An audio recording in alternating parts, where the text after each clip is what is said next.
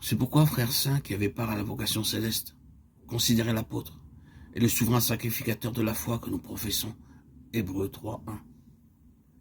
C'est là notre participation au Seigneur Jésus-Christ. Nous sommes participants de la vocation céleste. Le Seigneur Jésus-Christ est notre apôtre et notre grand prêtre. Nous entrons dans cette participation, dans cette compagnie intime de lui-même, afin de construire avec lui, pour Dieu, cette habitation, cette maison éternelle. Mais Christ l'est comme fils sur sa maison, et sa maison c'est nous, pourvu que nous retenions jusqu'à la fin la ferme confiance et l'espérance dont nous nous glorifions. Hébreux 3:6. Dans cette portion de l'Écriture, l'auteur nous parle de deux maisons.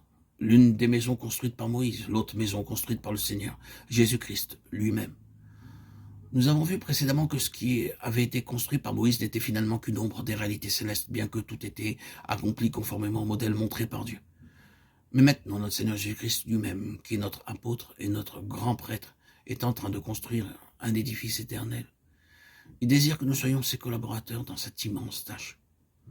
Vous avez été édifiés sur le fondement des apôtres et des prophètes, Jésus-Christ lui-même étant la pierre angulaire.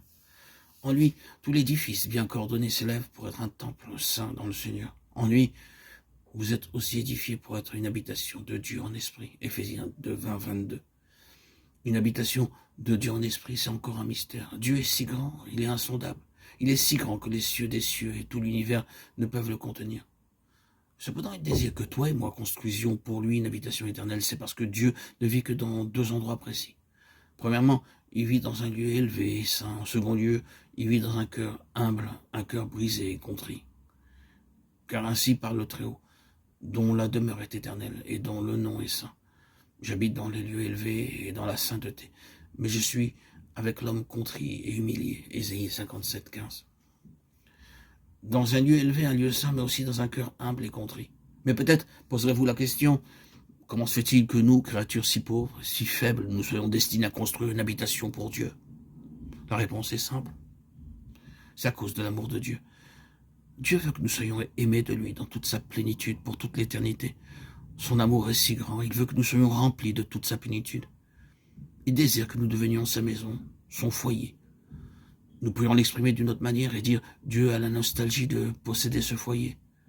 Nous pouvons illustrer la chose de façon très simple. Beaucoup d'entre nous doivent se rendre à l'extérieur pour leur travail. Certains travaillent dans des écoles, des bureaux, des magasins, des ateliers ou des centres médicaux.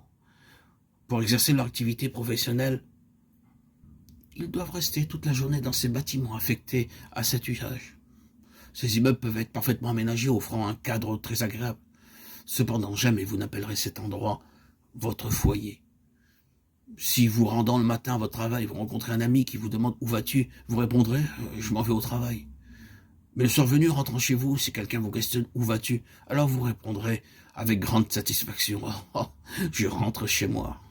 Pourquoi êtes-vous donc si empressé, si heureux? Parce que vous avez votre femme à la maison, vos enfants ou vos parents vous y attendent. C'est l'amour qui constitue un foyer. Un bâtiment lui-même ne peut pas constituer un foyer. Un beau mobilier ne peut pas constituer un foyer. C'est uniquement l'amour qui fait un foyer. Dieu est amour. Dieu veut nous aimer en plénitude pour l'éternité. C'est pourquoi il veut que nous construisions en collaboration avec lui une habitation, une demeure éternelle, céleste, glorieuse et spirituelle. C'est dans cette même intention que nous avons été appelés à être des pierres vivantes. Et vous-même, comme des pierres vivantes, édifiez-vous pour former une maison spirituelle, un saint sacerdoce, afin d'offrir des victimes spirituelles agréables à Dieu par Jésus-Christ, 1 Pierre 2:5. Ainsi, nous sommes les collaborateurs de Dieu et du Seigneur Jésus-Christ dans cette vocation céleste, participant à cette vocation céleste pour construire pour lui une habitation éternelle.